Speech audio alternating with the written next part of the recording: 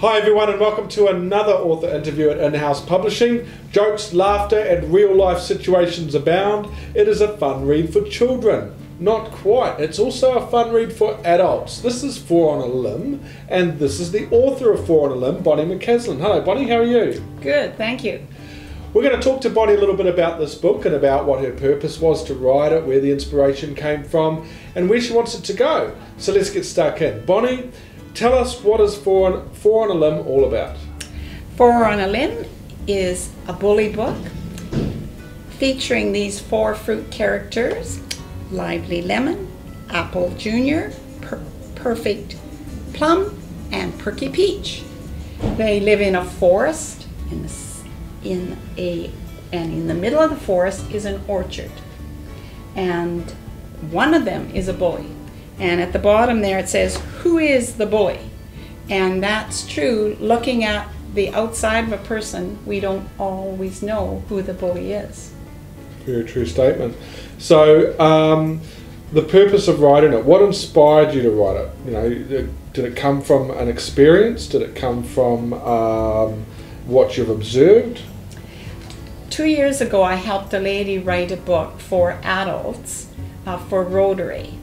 And in that book, there was one chapter about bullying in the workforce. And both of us knew that the same principles that were used in that to change bad characteristics could be used in a children's book. We thought it was going to be a one-line-a-page illustrated book. And when I sat down to write it, a chapter and a half later, I knew we had a children's storybook. And that's how the book was written. Moral-based reading is pretty essential for young children. I think that nowadays it is in the context of what we're educating our kids with, which is great. What do you wish for young readers to take away from reading Four on a Limb? Mostly hope. Hope for the bully that he can change.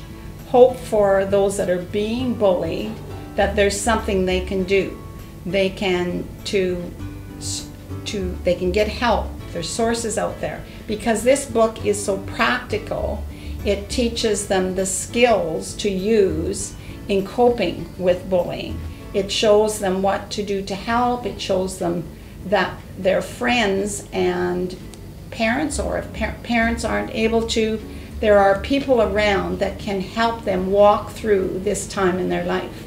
What about the experience that you've had as a teacher? You're an educator, that's your background, yeah? Yes. And did you see a lot of this in your profession when you were working as a teacher? Not a lot, because I was taught in very strict, well-structured schools where it was not allowed. And what I see happening is that back then there wasn't a lot of it. Then, then there started to be a lot of it because schools got a little bit freer and you can't dictate. And the pendulum swung the other way, and because of the problems, the serious problems that are created from bullying now, the pendulum is swinging back, and we know that we need help. None of us are perfect, but we're realizing that we need coping mechanisms. Students need to know what to do when they're up against it. Bringing out a resource like this from an educator's point of view is probably helpful to not only obviously children, but there'd be other educators that would be interested in this, yeah? Yes, I've had quite a few teachers read it. They can see it in the schools, and that's where I see this book going. I see it in the schools being read by the teacher, one chapter at a time, and then discussed.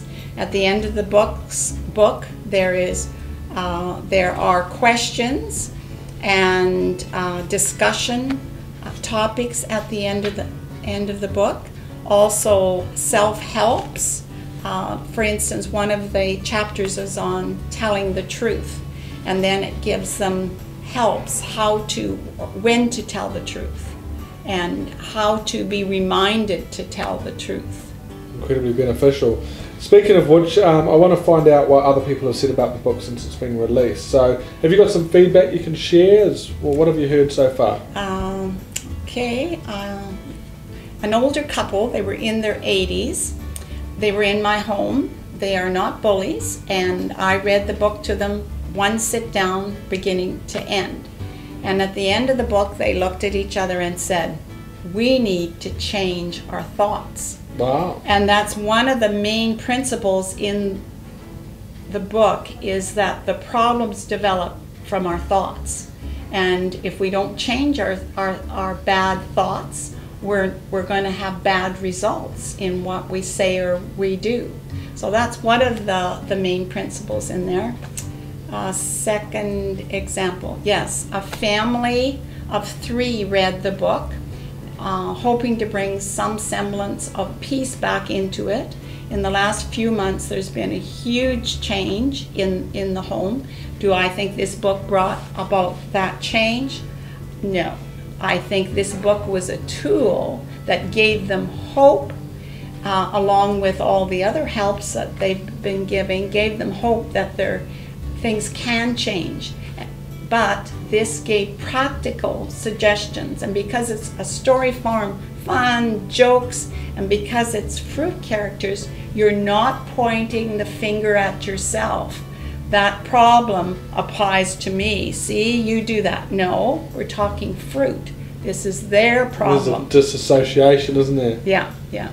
Okay. So that's a second example, and maybe one more. Can I read a text? Yeah, let's have a look. This came from a friend of mine who has traveled all over the world, and she read the book in one sitting, and right after she finished reading it, she sent me this text.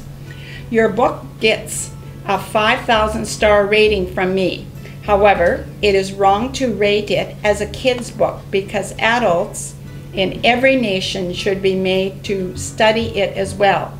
It should be as compulsory as tax, because it would make a much better world. I like that. Yes, compulsory as tax. And I think that I identified something that we know here during the publishing journey, and you identified it with the 80-year-old couple that commented on it as well, was that whilst it's initially promoted to children, your goal is to get into the educational sector and have teachers work with the kids on it, that this actually is a book for everybody and every family, and to get an understanding of, they may not even see themselves as a bully. They may not even see that they're being bullied, and this will help clarify some things for them. So yeah, it is a book for adults as well. Next for 4 and a limb, well, as you've already said, I see this in the schools. I see children reading this because it's a fun book to read. I see parents reading this one chapter at a time and discussing it with their children. And I did this with my own grandchildren before it was published, and they were giving all kinds of suggestions. And for instance, Grandma, maybe you should have a troll under the bridge.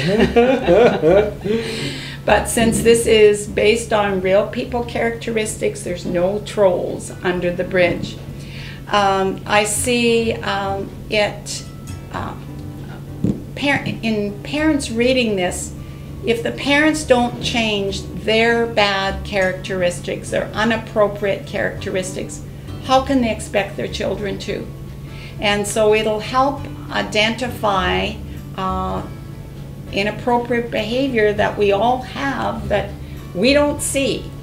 But hopefully and this book points out again and again, when you're helping each other, don't have fun doing it. If you're gonna, don't down somebody, because if you down somebody, they're not going to change. Mm-hmm. I think also it's a reflection on themselves when they do that, rather than the person they're trying to put down. And one of the things I try and educate authors within the marketing process is that you've got to be a lifetime learner.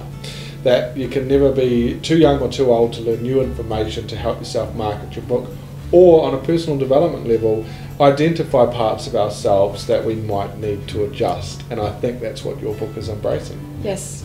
Yep. Awesome. Right. If you guys would like to get a copy of 4 on a Limb, which I'm sure you will, that is Bonnie's website at the bottom of the screen right there as well. It's also available on Amazon and the in-house bookstore. Thank you very much for coming in, Bonnie. Thank you. Good luck with the book, and thank you, everyone.